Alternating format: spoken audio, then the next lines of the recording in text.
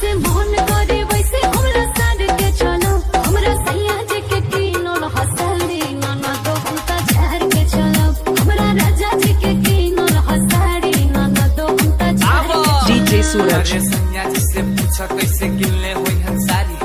काहे झमकावतारू बन संस्कारी अपना पिया के कमाई पकड़ेलू फुटानी तो बेच दे बुकाए बोझी खेत भरी हानि खाली रील बनावला से घर चली अरे उनका से पूछा कैसे पैसा जुटावेल कैसे कैसे काम करके घरवा चलावेल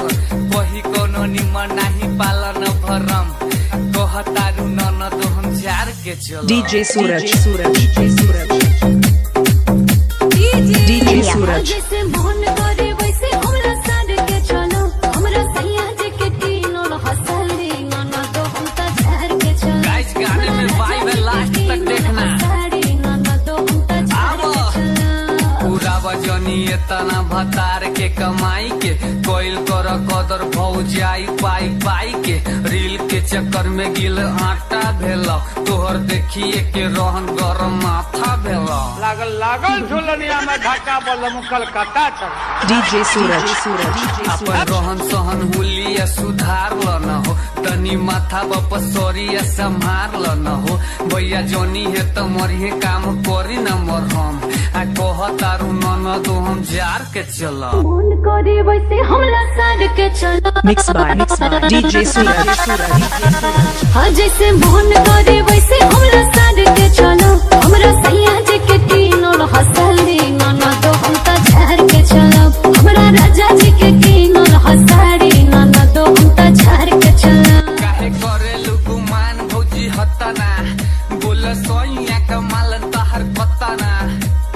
दिल्ली गुजरात की रहत हवन पटना एक दिन छूट जाए ओठ तारू जतना mix by DJ Suraj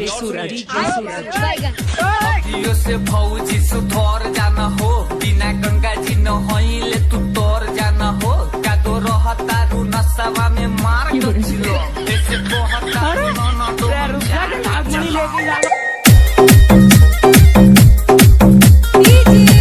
Gunjesh Sharma next मिलिया सेंट दमकुआ सुन मार के चलो हमरा सैया जी के कीनल हसाड़ी नाना तो हम त झाड़ के चलो हमरा राजा जी के कीनल हसाड़ी नाना तो हम त झाड़ के चलो घरवा में सासू जी से करो तारू झगड़ा कोहेलू की घूमे जाए दिल्ली मुंबई आगरा सीतामढ़ी में ना तो से रोहल काहे जाता है गदरम मचैले बारू कर तारू रगड़ा रील वाली भौजी डीजे सूरज सैया शरीफ तोहर फायदा उठावेल बचावे वाला धन के पॉकेट में उड़ावेलू इहे सब रहन माथा करता गरम आ कहतारू ननद हम जार के चलो रे सुधर न जा इसका एक ही इलाज है हरिहर बांस ले आओ काट के हरिहर का बांस आप बीन तब तक थूरो जब तक थक न जाओ मिक्स बाय डीजे सूरज